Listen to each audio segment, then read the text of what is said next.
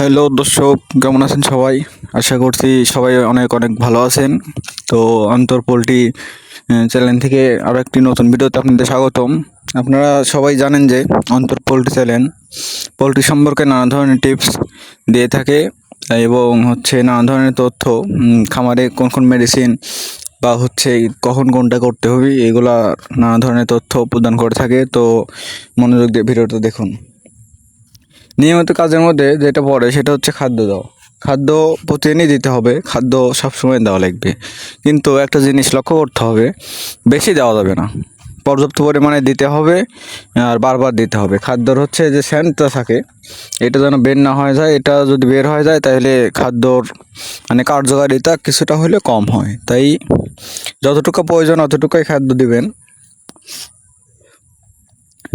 এছাড়া রয়েছে খামারের মধ্যে যদি কোনো কাজও না থাকে, কমপক্ষে আধা ঘন্টা 35 মিনিট পর পর একবার হলেও যাওয়া আসা করতে হবে, যেন মুরগিগুলো উঠে, আপনি দেখে মুরগিগুলো উঠে দাঁড়ায়, খামারের মধ্যে ঘোরাফেরা করুন।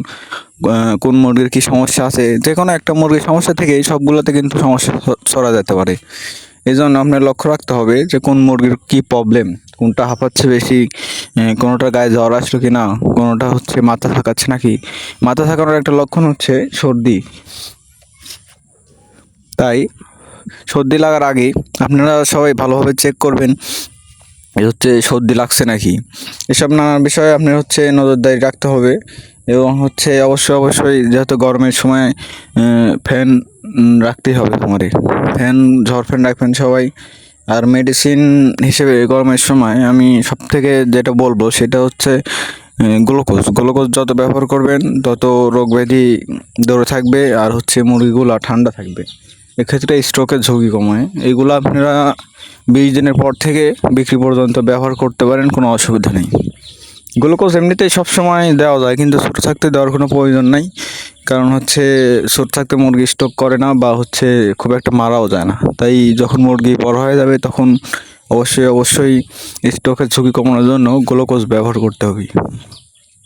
তো সুপ্রিয় দর্শক, সামনে আরও নানা ধরনের ভিডিও আসতেছে। তো আপনারা সবাই অবশ্যই চ্যানেলটিতে সাবস্ক্রাইব করুন এবং সাথেই থাকুন চ্যানেলের। সামনে আরও নতুন ভিডিও আপনাদের জন্য অবশ্যই আসতেছে। মুরগিগুলা আজকে 22 দিন, দেখুন কত সুন্দরভাবে আছে। আর মোটামুটি সবাই এক সাইজ।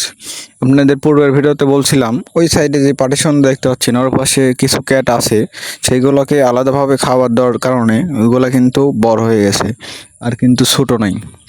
তো আপনাদের খামারের যদি এরকম ছোটো মুরগি থাকে তাহলে অবশ্যই আলাদা করে দিতে হবে, বড় মুরগির মধ্যে ওরা খাইতে পারে না।